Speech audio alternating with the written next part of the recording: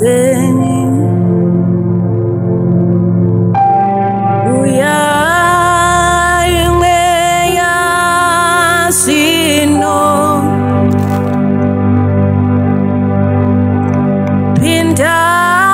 pindai moyo wangu mweya kuti disimbiswe nzira dzenyu dzakanaka dzine ruvheneko dzine zano rekufamba zvakanaka kwazvo nzira dzenyu baba dzakanaka dzine ruvheneko dzine zano rekufamba zvakanaka kwazvo muri mubatsiri wangu utendeki kwaye avo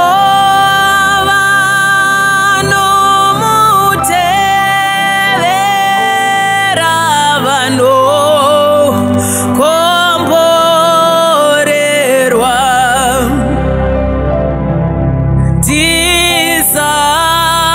ndisadzeni ndisadze uyai mweya zvino pindai moyo wangu mweya kuti ndisimbiswe muri mubatsiri wangu timi mutendeki kwaye avo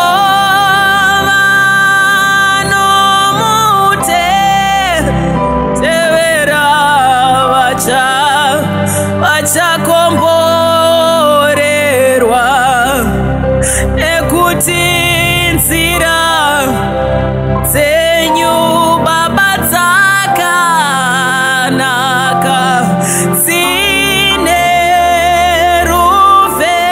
ruvheneko ende dzine zano rekufamba zvakanaka kwazvo tisadzeiwo tisadzenyi tisadzenyi uyai mweya zvino pindai moyo wangu mweya kuti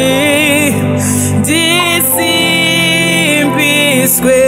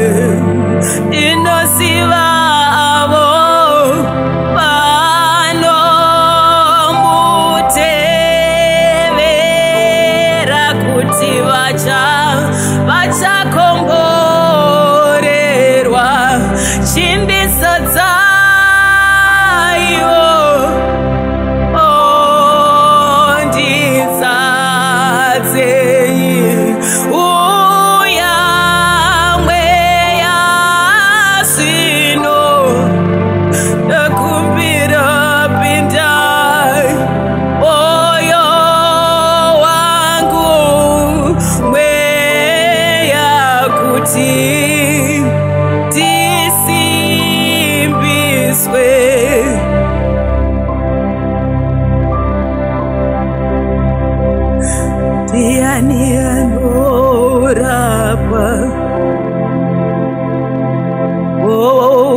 seva vanorwadziwa ndiye Jesu zoshamisa ndiye mambo wekudenga tatopfugama kwari mutunidzi ndiMwari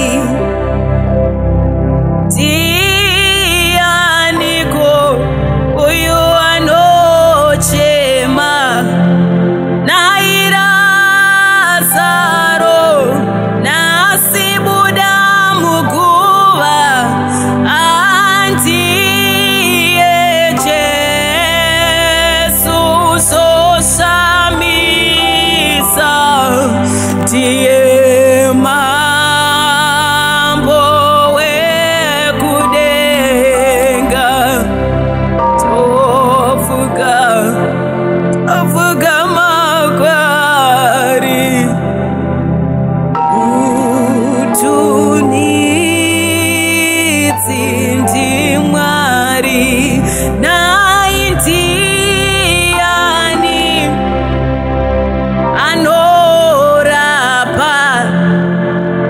vose vari kurwadziwa ndiye Jesu zoshamisa ndiye mambo wekudenga ngatifugambe kwari mutunidzi ndiMwari imi ndiani anochema ari pasango iye ari ega amandiye Jesu zoshamisa ndiye mambo wekudenga tofugama kwari mutunidzi ndiMwari ndiani akaita neninewe kuti tinamate ndiye Jesu zoshamisa ndiye mambo wekudenga ngatifugame kwari nekuti iye mutunidzi waMwari ndiani anorapa moyo yese inorwadziwa ndiye Jesu zoshamisa ndiye mambo wekudenga ngatifugambe kwari mutunidzi ndiMwari